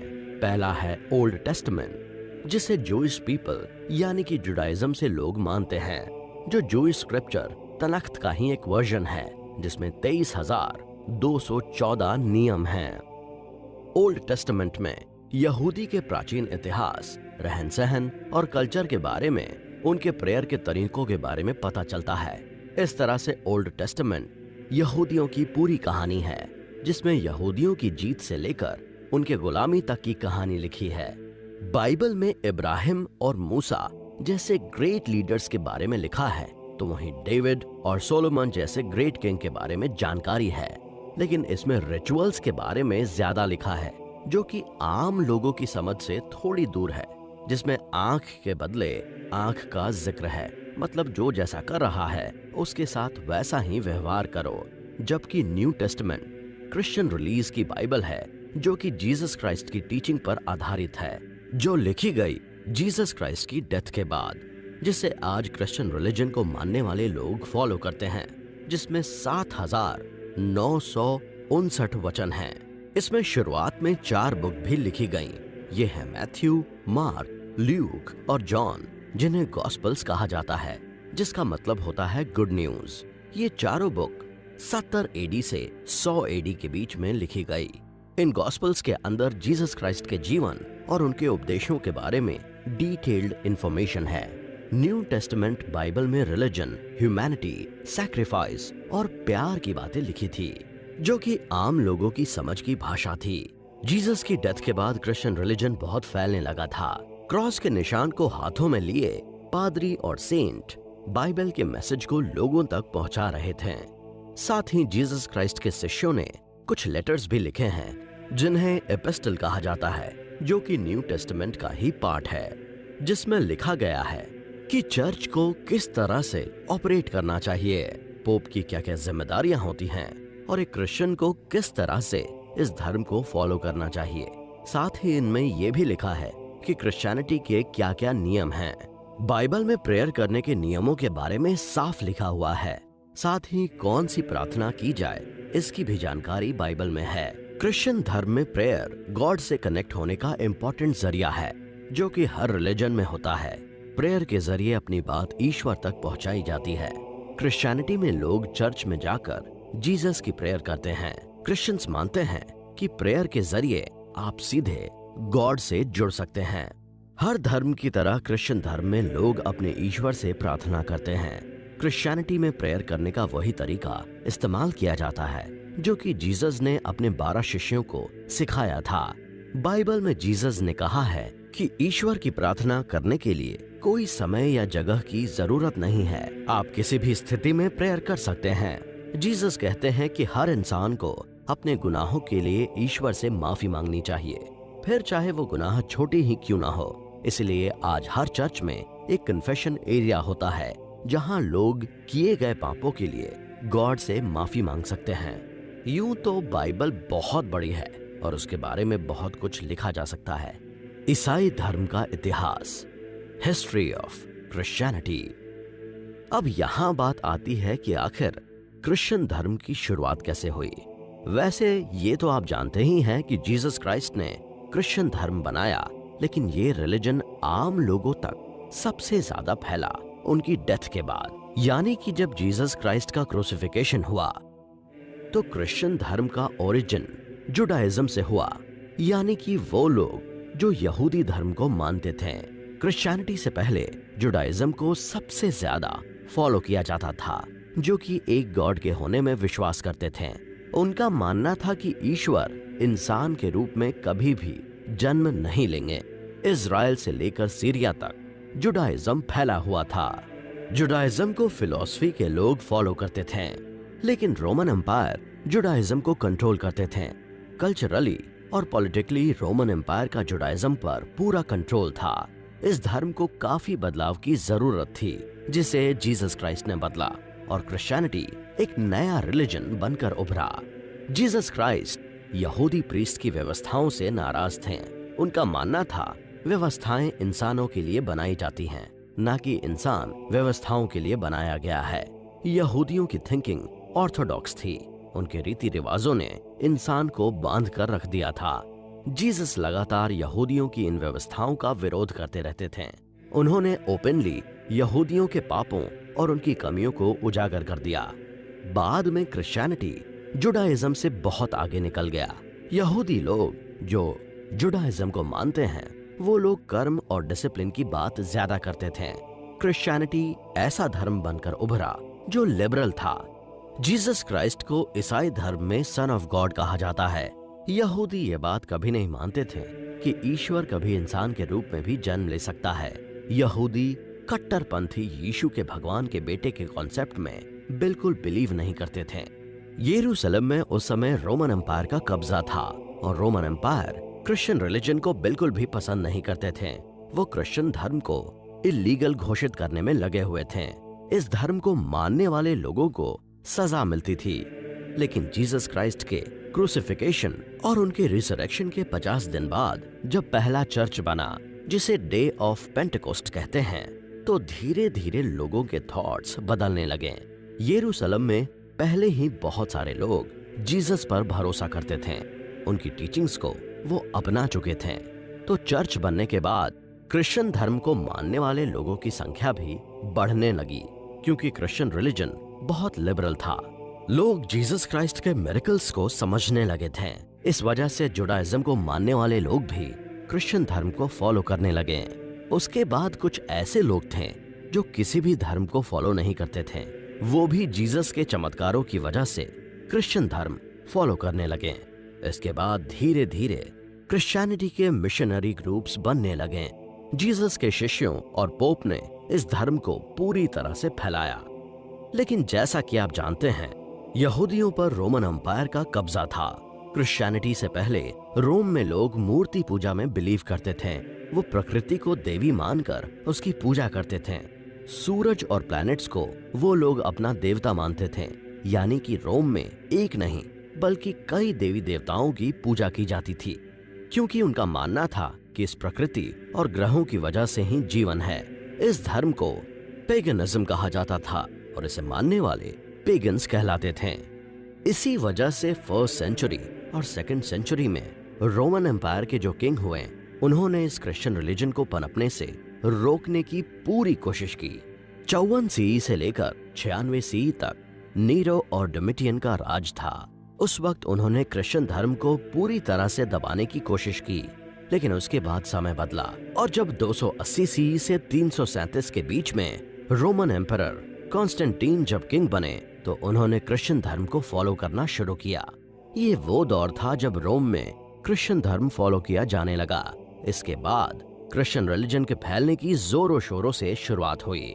रोमन एम्पायर, जो पहले कैथोलिक रिलीजन से नफरत किया करता था, वो 380 एडी तक आते आते क्रिश्चियनिटी को अपना स्टेट रिलीजन बताने लग गया। रोमन एम्परर थियोडोसियस ने ये डिक्लेयर किया कि पोप और बिशप रोमन कैथोलिक चर्च के हेड होंगे। वेटिकन सिटी में आज पोप का पद सबसे बड़ा माना जाता है, जिस पर कभी रोमन एम्पायर का कब्जा था। समय के साथ साथ क्रिश्चियन रिलीजन में कुछ बदलाव भी आए हैं, क्योंकि पोप, जो कि चर्च का हेड होते हैं, उनके पास पावर्स थी, जिसकी वजह से उन्होंने क्रिश्चियन धर्म में अपने हिसाब से कुछ बदलाव किए। जीसस कहते थे, इंसान को अपने पापों के लिए ईश्वर से माफी मांगनी चाहिए। लोग चर्च में जाकर अपने पापों का प्रायश्चित करते हैं, लेकिन चर्च में पापों से मुक्ति के लिए भी पैसे लिए जाने लगे, जिसकी वजह से लोगों में नाराजगी बढ़ने लगी। तब एक ऐसे इंसान सामने आए जिन्होंने पोप से सवाल करना शुरू किया, जिसका नाम था मार्टिन लूथर। उन्होंने पोप को चैलेंज किया और कहा कि हम पोप की हर बात को स्वीकार नहीं करेंगे। 1517 में मार्टिन लूथर ने एक थीसिस लिखा और चर्च के पोप से 95 सवाल किए। उन्होंने कहा कि बाइबल ने आपको सारे राइट्स नहीं दिए हैं, और लोगों तक उनकी बात पहुंचने लगी। हालांकि चर्च के पोप ने पूरी कोशिश की उनकी बातों को दबाने की। बाद में ईसाई धर्म 3 हिस्सों में डिवाइड हो गया। पहला था रोमन कैथोलिक, दूसरा प्रोटेस्टेंट और तीसरा ऑर्थोडॉक्स। कैथोलिक धर्म को फॉलो करने वाले लोग रोम के पोप को अपना हेड यानी धर्मगुरु मानते हैं। कैथोलिक धर्म में पोप का पद बहुत पावरफुल माना जाता है। दुनिया में सबसे ज्यादा कैथोलिक रिलीजन को फॉलो करने वाले लोग हैं। कैथोलिक चर्च के पोप सेंट पीटर के इनहेरिटेंट माने जाते हैं, क्योंकि सेंट पीटर को जीसस क्राइस्ट ने पहली बार चर्च का पोप बनाया था। सेंट पीटर जीसस के डेथ के बाद लगातार 25 सालों तक कैथोलिक रिलीजन का प्रचार करते रहे, लेकिन किंग नैरो के टाइम में इन्हें भी सूली पर चढ़ा दिया गया था। प्रोटेस्टेंट पॉपुलेशन के लिहाज से ये क्रिश्चियनिटी का दूसरा बड़ा रिलीजन है। प्रोटेस्टेंट रिलीजन सबसे पहले 16th सेंचुरी में सामने आया था, जिसे बनाया था जर्मन टीचर मार्टिन लूथर ने, जिन्होंने मसीही इतिहास को पूरी तरह से बदल दिया। उनका मानना था कि क्रिश्चियन धर्म में कई बदलावों की जरूरत है। मार्टिन लूथर के हिसाब से चर्च के पोप अपना काम ऑनेस्टी के साथ नहीं कर रहे थे, जो चर्च के पोप कर रहे हैं और जो बाइबल में लिखा हुआ है वो दोनों अलग अलग बातें हैं। उन्होंने चर्च में चल रहे करप्शन का विरोध किया। उन्होंने चर्च के पोप से कई सवाल किए थे। मार्टिन लूथर के इन थॉट्स ने कई लोगों को अट्रैक्ट किया, जिसके चलते प्रोटेस्टेंट एक नया रिलीजन बनकर उभरा। लेकिन उस समय चर्च के पोप बहुत पावरफुल होते थे, तो उन्होंने मार्टिन लूथर की थिंकिंग उनके खिलाफ समझा और उनकी लिखी सारी बुक्स को जला दिया। लेकिन मार्टिन लूथर की डेथ के बाद उनके बनाए इस धर्म का फैलाव तेजी से हुआ और यूरोप का एक बड़ा हिस्सा प्रोटेस्टेंट रिलीजन को फॉलो करने लगा। आज के टाइम में करीब 1 बिलियन लोग इस रिलीजन को फॉलो करते हैं। प्रोटेस्टेंट रिलीजन को फॉलो करने वाले लोग बाइबल को ही सब कुछ मानते हैं। उनका मानना है कि गॉड के पास जाने के लिए हमें किसी इंसान की जरूरत नहीं है, वो डायरेक्ट भी गॉड से बात कर सकते हैं, जो कि जीसस क्राइस्ट ने भी अपनी टीचिंग में कहा है। ऑर्थोडॉक्स वो हैं जो रोम के पोप में बिलीव नहीं करते। वो पोप को अपना लीडर नहीं मानते हैं और न ही उन्हें फॉलो करना जरूरी समझते हैं। उनके हिसाब से क्रिश्चियनिटी के बेसिक लॉ ही उनके लिए काफी हैं। वो बाइबल के हिसाब से चलते हैं। ऑर्थोडॉक्स चर्च के हेड अलग होते हैं। हर चर्च का अपना जियोग्राफिकल टाइटल होता है, जो कि इनके कल्चर और ट्रेडिशन को दिखाता है। ऑर्थोडॉक्स एक ग्रीक भाषा का वर्ड है, जिसमें ऑर्थो का मतलब है राइट यानी सही और डॉक्सा का मतलब है बिलीफ यानी विश्वास। ऑर्थोडॉक्स का मतलब होता है राइट थिंकिंग या सही विश्वास। Orthodox tradition Eastern Roman Empire से डेवलप हुआ है। कैथोलिक की तरह ऑर्थोडॉक्स भी जीसस क्राइस्ट में बिलीव करते हैं, लेकिन इनके प्रेयर करने के अलग तरीके होते हैं। पूरे वर्ल्ड में करीब 260 मिलियन लोग ऑर्थोडॉक्स रिलीजन को फॉलो करते हैं, लेकिन कुछ बातें प्रोटेस्टेंट और कैथोलिक ग्रुप्स में भी सेम थी। ये दोनों ही रिलीजन एक ही गॉड में विश्वास करते थे। दोनों ही ग्रुप्स बिलीव करते हैं कि जीसस गॉड के बेटे हैं। और उसके बाद बात आती है ट्रिनिटी की, जिसमें कैथोलिक और प्रोटेस्टेंट दोनों ही धर्म के फॉलोअर विश्वास करते हैं। ये तो थी क्रिश्चियनिटी की हिस्ट्री कि कैसे क्रिश्चियन रिलीजन बना और बाद में अलग अलग हिस्सों में बंट गया। तो अब बात करते हैं कि भारत में क्रिश्चियनिटी की शुरुआत आखिर कब से हुई। ऐसा कहा जाता है कि भारत में क्रिश्चियनिटी की शुरुआत साउथ इंडिया के केरला से हुई।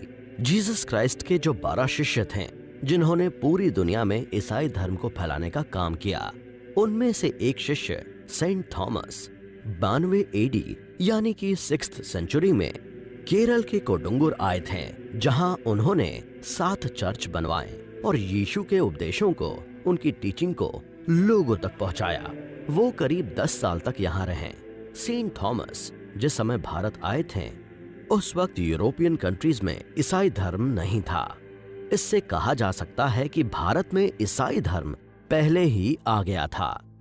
भारत में करीब 3 करोड़ लोग क्रिश्चियनिटी को फॉलो करते हैं। गोवा, केरल और मिजोरम में ईसाई धर्म को मानने वाले बहुत से लोग रहते हैं, लेकिन सबसे ज्यादा क्रिश्चियंस केरला में हैं, जहां सेंट थॉमस ने प्रचार किया था।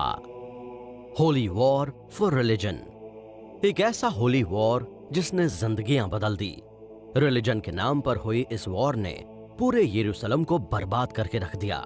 एक समय था जब यरूशलेम पर यहूदियों का राज था, लेकिन बाद में वो मुस्लिम के हाथ में चला गया था।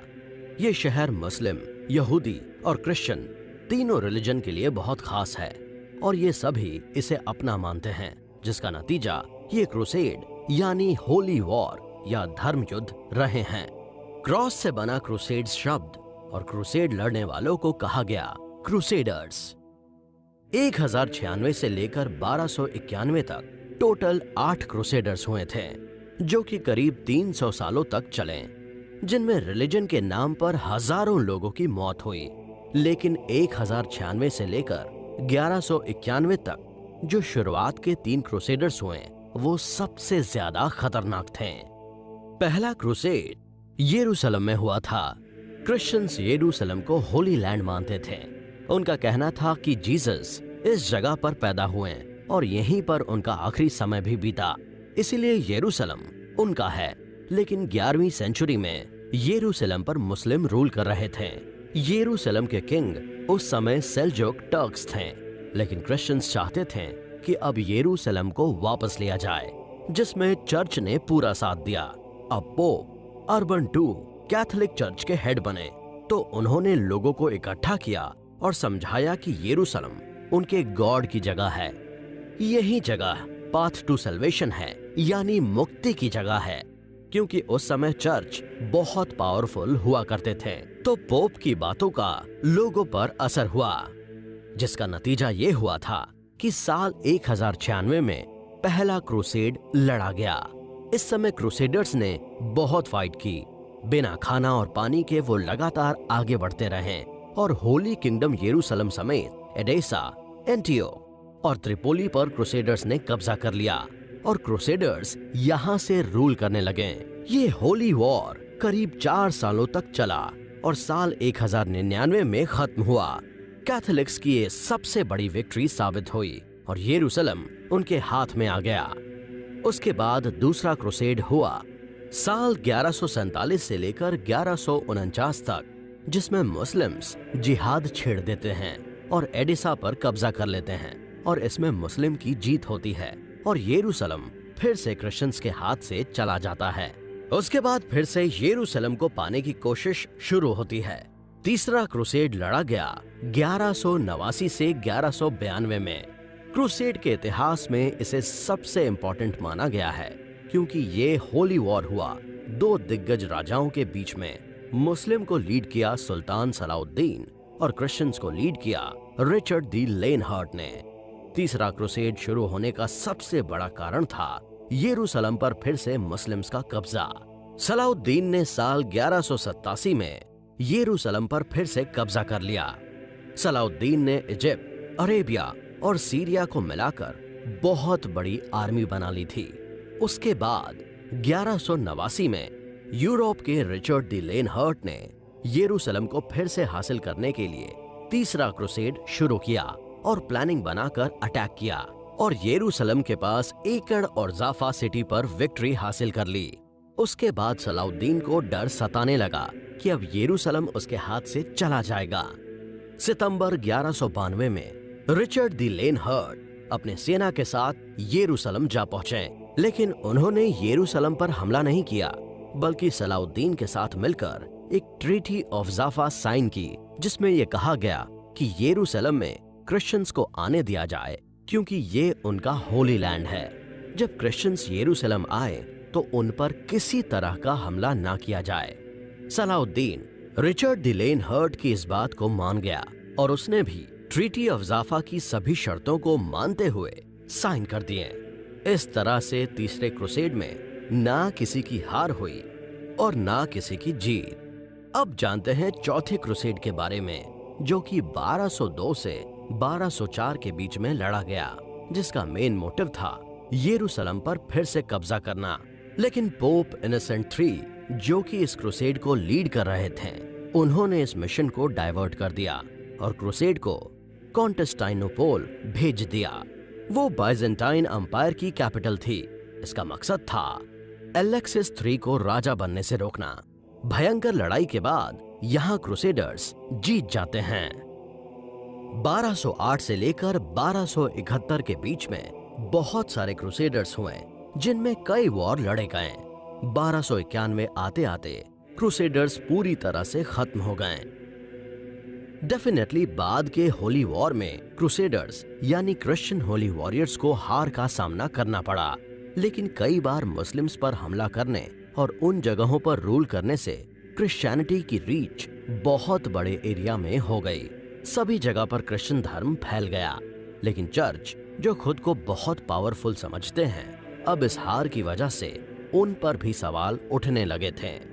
लोग सवाल करने लगे कि धर्म लोगों की रक्षा के लिए होता है और लोगों को उनके राइट्स मिलने चाहिए। सभी क्रूसेड्स में यरूशलेम सेंटर पॉइंट था। हर कोई उस पर कब्जा करना चाहता था और साल 1095 से लेकर आज तक यरूशलेम सबसे कंट्रोवर्शियल प्लेस है, क्योंकि ये जगह 3 धर्मों का मिश्रण है। कभी इस जगह पर जोइश का राज था, तो रोमन एम्पायर ने भी इस जगह पर काफी लंबा समय बिताया और कई सालों तक मुस्लिम ने यरूशलेम पर राज किया। लेकिन आज तक यरूशलेम को लेकर विवाद जारी है। इजराइल और फिलिस्तीन दोनों ही यरूशलेम को अपना बताते हैं। इन दोनों के बीच यरूशलेम को लेकर डिस्प्यूट बहुत पुराना है। इजराइल यरूशलेम को अपनी राजधानी मानती है, जबकि फिलिस्तीन ईस्ट यरूशलेम को अपना मानते हैं। इतने क्रूसेड्स होने के बाद यरूशलेम को लेकर कंट्रोवर्सी बनी हुई है। लेकिन यरूशलेम से ही क्रिश्चियनिटी की शुरुआत हुई, क्योंकि यहीं जीसस पैदा हुए और बड़े हुए और यहीं पर उनका आखिरी समय भी बीता। इस वजह से ये जगह क्रिश्चियन फॉलोअर्स के लिए होली लैंड है और इस होली लैंड में कई होली प्लेसेस हैं, जहां जाकर क्रिश्चियंस खुद को जीसस और गॉड के करीब पाते हैं। यरूशलेम दुनिया का सबसे कंट्रोवर्शियल प्लेस है। इस जगह को जोइश, मुस्लिम और क्रिश्चियंस सभी अपनी जगह मानते हैं। क्रिश्चियंस के लिए यरूशलेम होली लैंड है, क्योंकि ये उनके सन ऑफ गॉड की बर्थ प्लेस है। इसी जगह पर यीशु ने अपनी पूरी लाइफ बिताई। जहां जहां पर यीशु ने अपना समय बिताया, वो सभी जगह क्रिश्चियनिटी में होली प्लेसेस हैं। उनके जन्म से लेकर उनके मरने तक हर वो जगह क्रिश्चियन धर्म के मानने वालों के लिए पवित्र धार्मिक स्थल हैं। क्रिश्चियंस का सबसे बड़ा holy place church of nativity है, जो कि बेथलेहम में है। बेथलेहम वही जगह है जहां पर जीसस क्राइस्ट पैदा हुए थे। ये चर्च यरूशलेम से करीब 10 किलोमीटर दूर है। होली लैंड पर ये चर्च सबसे पुराना है। ये चर्च बहुत ही ब्यूटीफुल और हिस्टोरिक प्लेस है। क्रिश्चियंस के लिए ये जगह पाथ ऑफ हेवन है।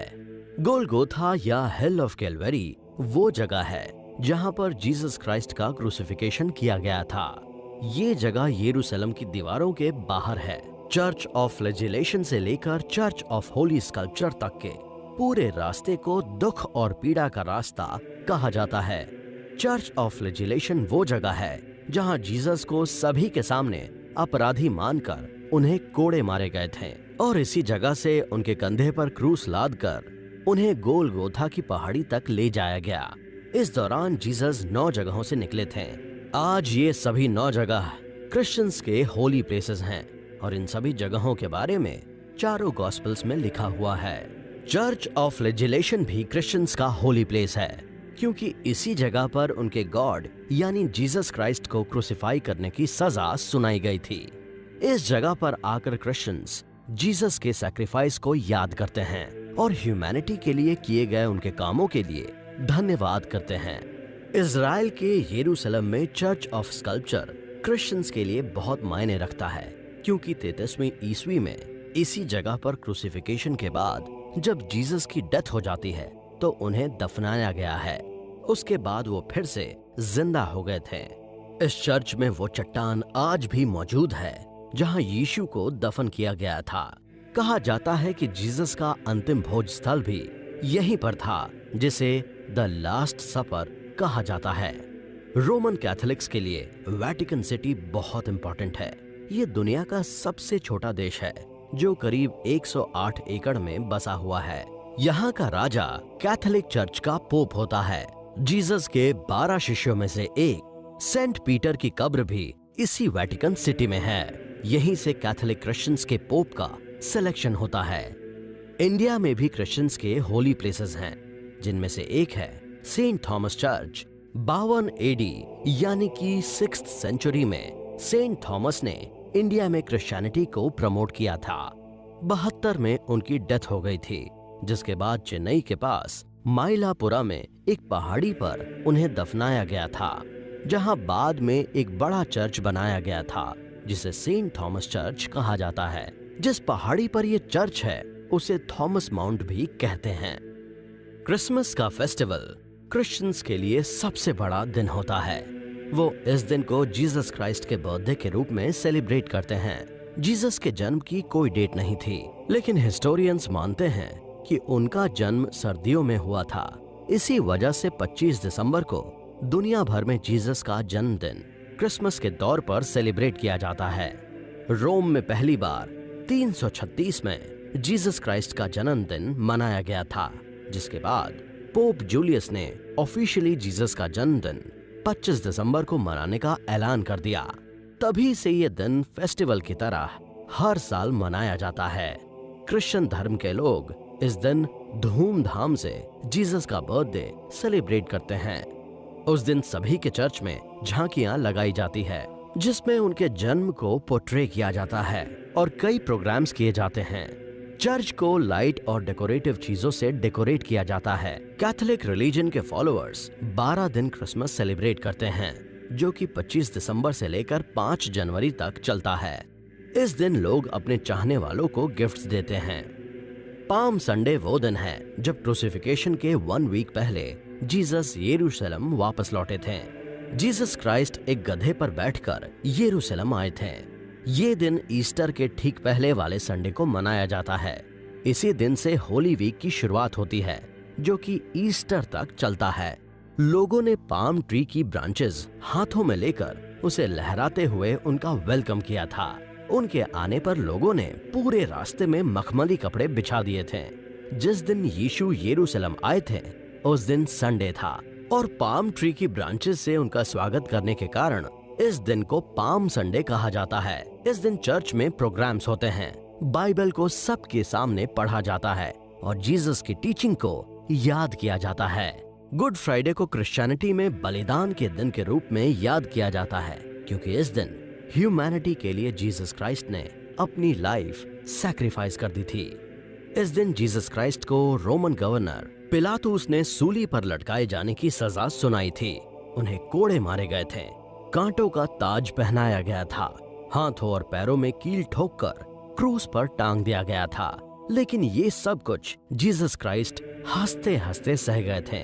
उन्होंने इसके लिए किसी को भी ब्लेम नहीं किया, बल्कि उन्होंने गॉड से प्रार्थना की कि वो इंसानों के इस गुनाह को माफ कर दें। इसलिए क्रिश्चियन फॉलोअर्स इसे गुड फ्राइडे कहते हैं, क्योंकि अच्छे काम के लिए उन्होंने सूली पर चढ़ना भी कबूल कर लिया था। इस दिन हर साल चर्च में प्रेयर मीट रखी जाती है और जीसस की मेमोरी में प्रोग्राम्स रखे जाते हैं। क्रिश्चियंस इस दिन व्रत रखते हैं। गुड फ्राइडे के दिन हर चर्च में जीसस क्राइस्ट के वो 7 वचन बोले जाते हैं जो उन्होंने सूली चढ़ते वक्त कहे थे। ईस्टर वो एक दिन है जब क्रूसिफिकेशन के ठीक 3 दिन बाद जीसस क्राइस्ट जिंदा होकर वापस लौटे थे। यही क्रिश्चियनिटी का फाउंडेशन है। उनकी मौत के बाद जीसस का फिर से जिंदा हो जाना उनके पावरफुल होने का प्रूफ है, जिसने क्रिश्चियन को एक होप दी कि गॉड यानी कि ईश्वर उनके साथ हैं। ये दिन क्रिश्चियंस के लिए बहुत खास है क्योंकि इस दिन उनके मसीहा फिर से लौटे थे। जीसस के सूली पर चढ़ाए जाने के बाद जब उनकी डेथ हो गई तो उनके शिष्य जीसस की डेड बॉडी को अपने साथ ले आए और एक गुफा में रीति रिवाजों के साथ उन्हें दफन किया गया। 3 दिन बाद उनकी एक शिष्या मेरी मैगदलेन यीशु की कब्र पर पहुंची। तब उसने देखा कि कब्र का पत्थर हटा हुआ है और जीसस वहां पर नहीं है, केवल उनका कफन ही वहां पर था जिसे जीसस को दफनाते समय उड़ाया गया था। जीसस को वहां नहीं देखकर मैगदलेन घबरा जाती है और वो वहां बैठकर रोने लगती है। तब यीशु पीछे से उसे कहते हैं कि तू क्यों रोती है, जिसे तू ढूंढ रही है वो तेरे पीछे है। इसके बाद जीसस अपने शिष्यों के बीच भी पहुंचते हैं जो उन्हें देखकर दंग रह जाते हैं। तो इस तरह से जीसस ने अपने मिरेकल का एक और सबूत दिया था। तभी से यह दिन उनकी याद में ईस्टर के तौर पर मनाया जाता है। ये दिन बैप्टिज्म के लिए भी बहुत अच्छा माना जाता है। इस दिन क्रिश्चियंस बैप्टिज्म लेते हैं। चर्च के फादर चर्च में मौजूद सभी लोगों पर होली वाटर छिड़कते हैं। इस दिन लोग घरों को अच्छे से सजाते हैं। चर्च में प्रेयर मीट्स होती हैं। मोमबत्तियां जलाकर जीसस के दोबारा जन्म की खुशियां मनाई जाती हैं। चर्च में ज्यादातर कार्यक्रम भी संडे के दिन ही रखे जाते हैं। मॉन्डी थर्सडे, हर साल होली वीक के थर्सडे को क्रिश्चियंस मॉन्डी थर्सडे सेलिब्रेट करते हैं। मॉन्डी थर्सडे जीसस क्राइस्ट के अंतिम भोज यानी कि द लास्ट सपर की याद दिलाता है। द लास्ट सपर का जिक्र गॉस्पेल ऑफ ल्यूक के 22वें चैप्टर में भी मिलता है। क्रूसिफिकेशन के ठीक एक दिन पहले यानी कि थर्सडे को जीसस क्राइस्ट ने अपने सभी 12 शिष्यों के साथ खाना खाने की इच्छा रखी। तब उनके शिष्यों ने खाना बनाया और रात को सभी खाना खाने के लिए इकट्ठे हुए। तब जीसस ने गॉड को खाने के लिए धन्यवाद कहते हुए अपना पूरा खाना शिष्यों में बांट दिया और अपने शिष्यों से कहा कि मेरे बाद तुम भी ऐसा ही करना और अपना खाना सभी के बीच में बांटना। इसके बाद जीसस उठे और अपने हाथ में एक पानी से भरा कटोरा और टॉवेल लिया और एक एक करके अपने शिष्यों के पैर धोने लगे, जिससे यीशु अपने शिष्यों को ये मैसेज देते हैं कि अगर मैंने ईश्वर का बेटा होकर तुम्हारे पैर धोए हैं तो तुम्हें भी ऐसा ही करना चाहिए। कोई इस संसार में छोटा या बड़ा नहीं है। मैंने तुम्हारे सामने ये नमूना पेश किया। अगर ये सच तुम जान गए तब तुम भी गॉड के मैसेज को लोगों तक पहुंचा पाओगे। इस दौरान उन्होंने अपने साथ फ्यूचर में होने वाली क्रूसिफिकेशन की घटनाओं का भी जिक्र किया था और कहा था कि मैं फिर जिंदा होकर लौटूंगा। और उन्होंने अपने शिष्यों को ये सब इसलिए कहा ताकि जब वो घटनाएं हों जिसका जीसस ने जिक्र किया था तो लोगों को विश्वास हो जाए। और तभी ये दिन मॉन्डी थर्सडे के रूप में मनाया जाता है, क्योंकि इसी दिन जीसस ने अपने शिष्यों के साथ आखिरी बार खाना खाया था। लोग इस दिन चर्च में प्रेयर करते हैं और अपने घरों में फीस्ट ऑर्गेनाइज करते हैं। ईस्टर से ठीक 40 दिन पहले के समय को लेंट कहा जाता है। क्रिश्चियन इस दौरान फास्ट रखते हैं। क्रिश्चियंस ये फास्ट जीसस क्राइस्ट के लिए अपने फेथ और ट्रस्ट दिखाने के लिए करते हैं, जिस यीशु ने लोगों के लिए अपना सैक्रिफाइस किया। लेंट ऐश वेंसडे के 40 दिन पहले से शुरू हो जाता है और ईस्टर संडे को खत्म हो जाता है। ऐश वेंसडे मॉन्डी थर्सडे के ठीक एक दिन पहले वाला दिन होता है। लेंट के 40 दिन के दौरान नॉनवेज खाना बिल्कुल मना किया जाता है। साथ ही इस दौरान क्रिश्चियंस अपना फेवरेट खाना भी छोड़ देते हैं। साथ ही इन दिनों में किसी तरह का नशा करना भी पूरी तरह से मना होता है।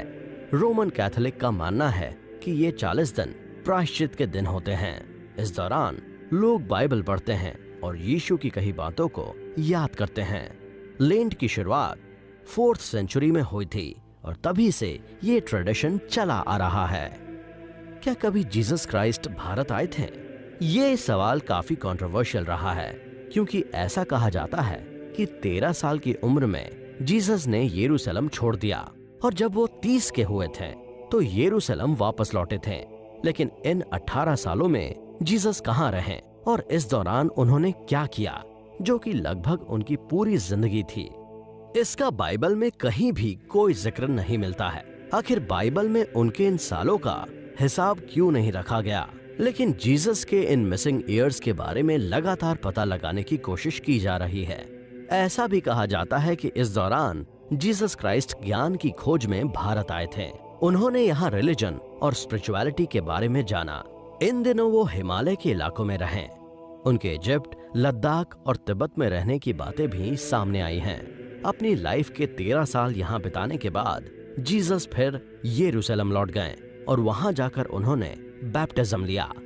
कईयों चमत्कार किए। जैसा कि आप सभी को पता है, 33 साल की उम्र में जीसस को सूली पर चढ़ा दिया गया। उनके भारत आने की बातें इसलिए भी कही जाती हैं क्योंकि जीसस क्राइस्ट के 12 शिष्यों में से एक सेंट थॉमस भी भारत के केरला आए थे, जहां उन्होंने क्रिश्चियन धर्म का प्रचार किया और करीब 7 चर्च स्टैब्लिश किए थे।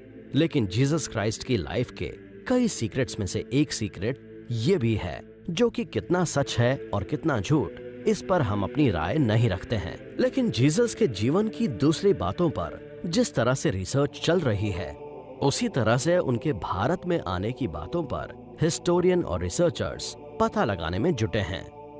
आशा करते हैं आपको ये वीडियो पसंद आया होगा। चैनल को सब्सक्राइब करें और वीडियो को लाइक और शेयर करें। धन्यवाद।